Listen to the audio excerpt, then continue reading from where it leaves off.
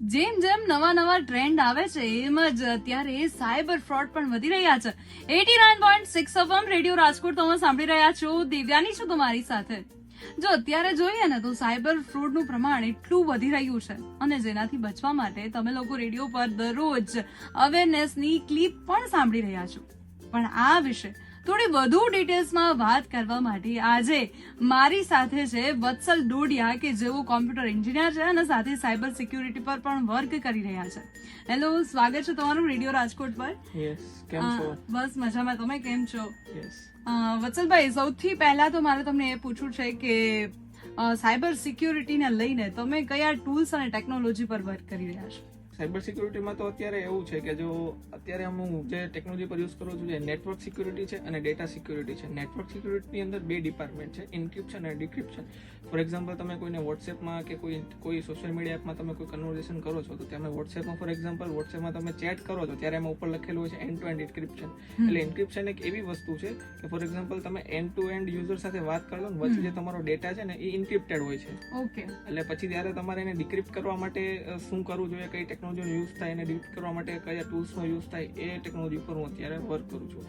અને ડેટા સિક્યુરિટીની અંદર એવું છે, ડેટા સિક્યુરિટીની અંદર આપણે અત્યારે મોટી કંપનીઓ હોય છે, ફોર એક્ઝામ્પલ IBM છે, એપલ છે, તો એ બધીનો ડેટા કંપનીનો એક સર્વર પર સ્ટોર થતો હોય છે. એટલે એ લોકોની ધ્યાન રાખતું રહેવું પડતું હોય છે કે કોઈ સર્વર હેક ના કરે, કોઈ ડેટા લીક ના થાય, એમની માટેના પ્રિકોશન્સ બધા લેતા હોય છે. તો એના ઉપર હું અત્યારે વર્ક કરું છું. સૌથી મેઇન પ્રશ્ન એ આવે છે કે સાયબર ફ્રોડ થી બચવા શું કરવું જોઈએ? અચ્છા, જો અત્યારે કેવું છે, અત્યારની જનરેશન બધી ઓલરેડી સ્માર્ટ જ છે. અત્યારે બધા સ્માર્ટફોન યુઝ કરે છે, સોશિયલ મીડિયા એપનો યુઝ કરે છે. તો અત્યારે બધાને થોડું ઘણું નોલેજ છે, અવેરનેસ છે. પણ જ્યારે અમુક ઓલ્ડ એજ થઈ જાય છે, ફોર એક્ઝામ્પલ 35+ એજના લોકો હોય છે, એ લોકો પણ સ્માર્ટફોન યુઝ કરે છે, પણ એને એટલું ટેકનિકલ નોલેજ નથી હોતું. સેફટી માટે તમારે આ વસ્તુનું ધ્યાન રાખવું જોઈએ કે વાઈફાઈ, અનનોન વાઈફાઈ, તમે કોઈ પણ જગ્યાએ જાઓ છો તો અનનોન વાઈફાઈ ઉપર તમારે લિંક પર ક્લિક ના કરવું જોઈએ. પછી કોઈ અનનોન મેસેજ હોય એના ઉપર ક્લિક ના કરવું જોઈએ.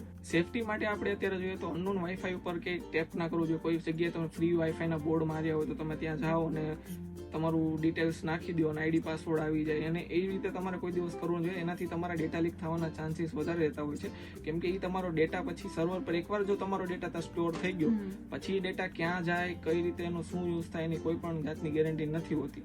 પછી બીજી રીતે એવું એક સેફટીમાં ધ્યાન રાખવું પડે કે ફોર એક્ઝામ્પલ તમે કોઈ સેકન્ડ હેન્ડ પરચેસ કરો છો, કોઈ પણ ડિવાઇસ, કોઈ લેપટોપ છે, કોઈ ફોન છે, તો એનું ઓથોરાઇઝ પર્સન પાસેથી જ ખરીદો. એનું બિલ બોક્સ ને બધી વસ્તુ તમારે ચેક કરવાની. જો તમને એમ લાગે કે ભાઈ કોઈ એમ કે ભાઈ સસ્તો છે, US નો છે, આ કંપનીનો છે, અથવા તો થોડુંક આમાં રિપેર કરવું છે, તો એવા ફોન્સ અથવા તો એવા લેપટોપ જે સેકન્ડ હેન્ડ હોય પરચેસ કરવામાં બહુ જોઈ વિચારીને પરચેસ કરવું જોઈએ. કેમ કે ઘણીવાર એવું થતું હોય છે કે ઈ સોફ્ટવેર કે અથવા તો એમાં કોઈ માલવેર પણ ઇન્સ્ટોલ કરેલો હોઈ શકે છે, જેના હેલ્પથી એ લોકો તમારો ડેટા પણ ચોરી કરતા હોય છે ને એવી રીતે ડેટાથી એનો મિસયુઝ કરીને તમારી ઉપર અલગ અલગ જાતની કહેવાય ને કે સ્કેમ કરતા હોય છે. તમારી પર લિંક શેર કરે તમારી પર, અને એ રીતે અલગ અલગ જાતની સ્કેમ્સ કરતા હોય છે. આમ વધુ પડતું જોઈએ તો કઈ એજ ગ્રુપ આવી બાબતોનો શિકાર બનતો હોય છે? વધુ પડતા 35+ એજની જે ઓડિયન્સ હોય છે વધુ પડતો શિકાર. કેમ કે જે સ્કેમર છે એને આઈડિયા હોય કે 35+ ની એજની કોઈ વ્યક્તિ છે તો એના અકાઉન્ટમાં ઓબ્વિયસલી વધારે પૈસા, સૌથી વધારે ઘરનું મેઇન વ્યક્તિ હોય તો 35+ એજના હોય છે, એના અકાઉન્ટમાં વધારે પૈસા એટલે એની ટાર્ગેટેડ ઓડિયન્સ કે એ છે કે ભાઈ જે જોબ કરતો હોય, જેને સારી સેલેરી હોય, એટલે મોસ્ટલી એ લોકો નોન ટેકનિકલ વધારે હોય છે. એમ કે એ લોકો યુઝ કરતા જ હોય છે નો ડાઉટ UPI ને બધી વસ્તુ, પણ એ લોકોને ટેકનિકલ નોલેજ ઓછું હોય છે, જેને લીધે કોઈ ઇમોશનલ બ્લેકમેલ થી નહીં પણ આનો શિકાર થઈ જતો છે. રિસેન્ટલી અમારા રિલેટિવ સાથે એક સ્કેમ થઈ ગયું, જેમાં એને ઇમોશનલ બ્લેકમેલ કરવામાં આવ્યા અને એના અકાઉન્ટમાંથી પૈસા ડેબિટ થઈ ગયા. આપણે એને લેટ નોલેજ થયું કે ભાઈ આવી રીતે મારા અકાઉન્ટમાંથી પૈસા ડેબિટ થઈ ગયા. એને આઈડિયા ન હોય. પછી ત્યારે એના છોકરાને વાત કરી કે ભાઈ જોતો હું બેંક બેલેન્સ ચેક કરતો, ત્યારે એને બેંક બેલેન્સ જોયું, બેંક હિસ્ટ્રી જોઈ, ત્યારે ખબર પડી કે ભાઈ આ ટાઈમે આમાં પૈસા ડેબિટ થઈ ગયા. હવે એટ અ ટાઈમ એને કોઈ ઇમોશનલ બ્લેકમેલ કરીને OTP મંગાવેલો છે અને મારા રિલેટિવ એને આપી દીધો OTP, જેના લીધે આ ફ્રોડ થઈ ગયું. પછી એને ફેક SMS થી એને કીધું કે ભાઈ તમારા ફેક SMS ઓફિશિયલ બેંકનો ઓથોરાઇઝ મેસેજ નહોતો, અનઓફિશિયલ મેસેજ એમાં આવેલો હતો. અને એ રીડ કર્યો એટલે અંકલને તો એમ થયું કે ના વાંધો નહીં, ચલો પૈસા તો ક્રેડિટ થઈ ગયા છે, પણ એને ચેક ના કર્યું. જ્યારે ચેક કર્યું ત્યારે ખબર પડે રીતે ફાઇનાન્શિયલ ફ્રોડ થશે. પછી બધી એની પ્રોસેસ કરી એના સ્ટેપ બાય સ્ટેપ જતા અને અત્યારે એના ઉપર ઇન્વેસ્ટિગેશન ચાલુ છે. અને ઇન્વેસ્ટિગેશન ઉપરથી ખબર પડી કે આ લોકોનું એક મોટું ગ્રુપ હોય છે, કોઈ એક પર્સન નથી હોતું, અલગ અલગ એની ટીમ હોય છે. ફોર એક્ઝામ્પલ કોલ છે એ અલગ નંબર પરથી આવે છે, ટ્રાન્ઝેક્શન અલગ નંબરમાંથી આવે છે, મેસેજીસ અલગ નંબરમાંથી આવે છે. આ લોકોનું અલગ અલગ ટીમ હોય છે. પછી જ્યારે મારા અંકલના અકાઉન્ટમાંથી પૈસા ડેબિટ થયા, એ અલગ અલગ લોકેશનમાંથી એને કેશ વિથડ્રોલ કર્યા એટીએમ પરથી. ફોર એક્ઝામ્પલ દિલ્હી છે, મુંબઈ છે, એવી રીતે અલગ અલગ 4-5 લોકેશનમાંથી કેશ વિથડ્રોલ કર્યા. જ્યારે અકાઉન્ટમાંથી કેશ વિથડ્રોલ થતા હોય છે ને ત્યારે એની પૈસા રિટર્ન કરવા થોડા મુશ્કેલ પડી જાય છે. અને મેજોરિટી કેસીસમાં જો તમે લેટ થઈ જાઓ, તમને લેટ નોલેજ પડે કે ફોર એક્ઝામ્પલ ફાઇનાન્શિયલ ફ્રોડ થઈ ગયું અને તમને 7-8 કલાક પછી ખબર પડે કે મારી સાથે ફ્રોડ થઈ ગયો, તોય તમારા પૈસા આવવાના ચાન્સીસ ઓછા હોય છે. હવે હેકર્સ છે એ કઈ કઈ રીતે ફોન છે, આઈડી છે, ગૂગલ એકાઉન્ટ છે, આવું બધું હેક કરી શકે? હેકર ફોર એક્ઝામ્પલ કોઈ હેકર છે તો એનું ટાર્ગેટેડ ઓડિયન્સ શું હોય છે? યંગ જનરેશન હોય છે. ફોર એક્ઝામ્પલ 18 થી લઈને 40 એજ સુધીની એ લોકો અત્યારે સોશિયલ મીડિયાનો યુઝ કરતા હોય છે. પછી તમને કોઈ એડ્સ થ્રુ તમારા પર લિંક ક્લિક કરે છે. ફોર એક્ઝામ્પલ તમને એવી એડ આવે કે ભાઈ ફ્રીમાં તમને વસ્તુ મળે છે. અત્યારે તમે નોટિસ કરશો આજના જમાનામાં કોઈ પણ વસ્તુ ફ્રી અવેલેબલ નથી હોતી. તમે કોઈ ક્રેક સોફ્ટવેર ઇન્સ્ટોલ કરો છો, કોઈ પેડ એપ્લિકેશન જે પ્રો વર્ઝન છે તમે ફ્રીમાં ઇન્સ્ટોલ કરો છો, જેનાથી શું થાય છે એ લોકો તો એની રીતે બાયપાસ કરી નાખતા હોય છે. પછી એને સિક્યુરિટીનું લેયર હોય ને એ લેયર એમાં નથી હોતું. તમે ફ્રીમાં એના પ્રો વર્ઝન વાપરવા માટે તમે ક્રેક સોફ્ટવેર યુઝ કરો છો ને તમારો ડેટા લીક થઈ જાય છે. પછી એ ડેટાનો યુઝ કરીને પછી તમારી ઉપર હેકિંગની બધી પ્રોસેસ કરતા હોય છે. કોઈ એક ટૂલ્સ કે ટેકનોલોજી ઉપર તમે વધુ ડિટેલ્સથી વાત કરી શકો તો ટૂલ્સમાં અત્યારે તો જો હું ડેટા સિક્યુરિટી પર વર્ક કરું છું તો અત્યારે એના ટૂલ્સ આવે છે. ફોર એક્ઝામ્પલ હું અત્યારે iOS હેકિંગ પર થોડું વર્ક ફોકસ કરું છું. તો એમાં બાયપાસ કરવાનું આવે છે, જેલ બ્રેક કરવાનું આવે છે, જેનાથી તમારે iOS ની અંદર કોઈ મોડિફિકેશન કરવું હોય. અત્યારે એન્ડ્રોઈડ છે એ લિનક્સ બેઝ ઓપરેટિંગ સિસ્ટમ છે, એટલે એમાં ઇઝી છે હેકિંગ કરવું. એમ કે ભાઈ થર્ડ પાર્ટી સોફ્ટવેર તો થર્ડ પાર્ટી એપ કોઈ તમે પરમિશન આપી દીધી. સેફટીમાં એક બહુ વધારે વસ્તુનું ધ્યાન રાખવું પડે. કોઈ પણ તમે એપ્લિકેશન કે કોઈ પણ લિંક પર ટેપ કરો છો તો બધી વખત પરમિશન અલાઉ ના કરવી જોઈએ. બધી વસ્તુના તમારે ચેક કરવું પડે. અને કોઈ પણ તમે એપ્લિકેશન ડાઉનલોડ કરો છો તો પેલાની ટર્મ્સ એન્ડ કન્ડિશન વાંચો, તમારી પાસેથી કઈ કઈ વસ્તુની લોકો એક્સેસ માંગે છે. જો તમે ભૂલથી બધે ટર્મ્સ કન્ડિશન વાંચ્યા વગર બધે અલો કરશો તો તમારો ડેટા લીક થવાના ચાન્સીસ વધારે છે. ઇફ કોઈનું અકાઉન્ટ છે એ હેક થાય છે કે આવા કોઈ સાયબર ફ્રોડની અંદર કોઈ વ્યક્તિ ફસાય છે તો એને કેવા એક્શન લેવા જોઈએ?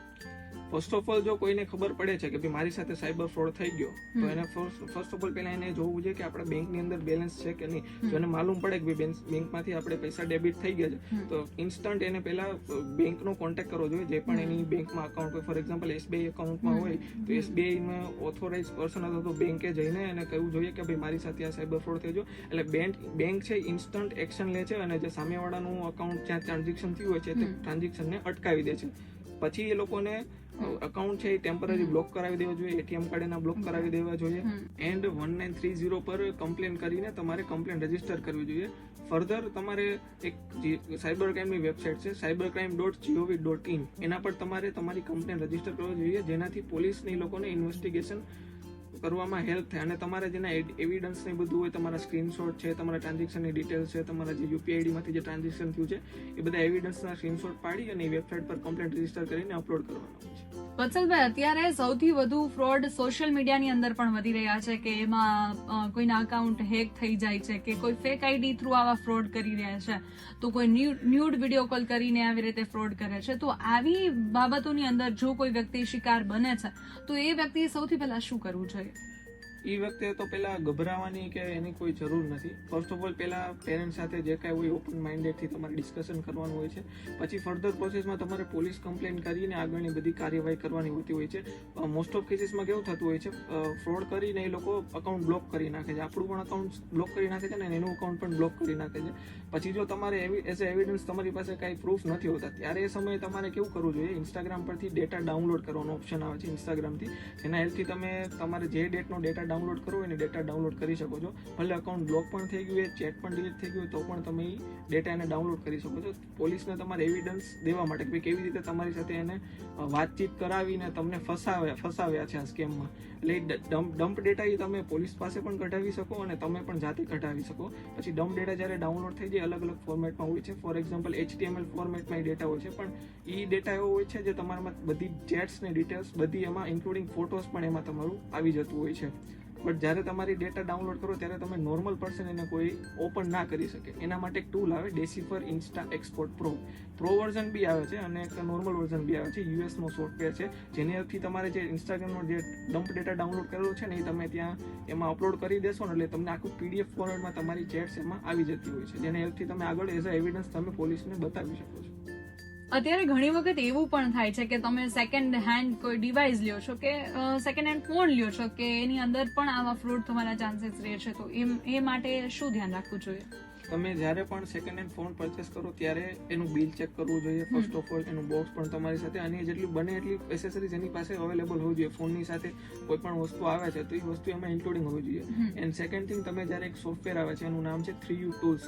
એ 3U Tools એ ફ્રી સોફ્ટવેર છે, એ તમે ઇન્સ્ટોલ કરી શકો છો. ફોર એક્ઝામ્પલ તમે કોઈ આઈફોન પરચેસ કરો છો તો તમારે એની હિસ્ટ્રી ચેક કરવી છે, એની અંદર કોઈ પાર્ટ રિપ્લેસ કરેલો છે કે નહીં, શું એ જેન્યુઇન ફોન છે કે નહીં, શું એની ઉપર કોઈ લોક લાગેલો છે કે નહીં, કોઈ સિમ રેસ્ટ્રિક્શન છે કે નહીં, એ બધું ચેક કરવા માટે 3U Tools સોફ્ટવેર આવે છે. જ્યારે તમે મોબાઈલ કનેક્ટ કરશો ને એ 3U Tools સોફ્ટવેર સાથે ત્યારે તમને આખી A to Z હિસ્ટ્રી આવશે.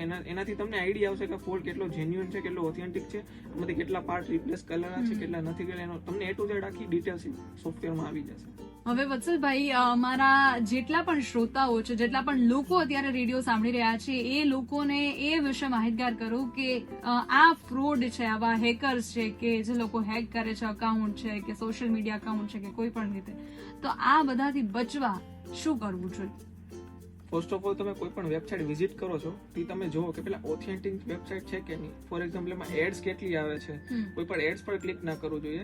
અને તમે જો તમે થોડુંક ટેકનિકલ નોલેજ હોય તો HTTPS કરીને હોય. HTTPS હોય, S મીન્સ સિક્યોરિટી, એટલે એ વેબસાઇટ થોડી ટ્રસ્ટેબલ કહી શકો તમે.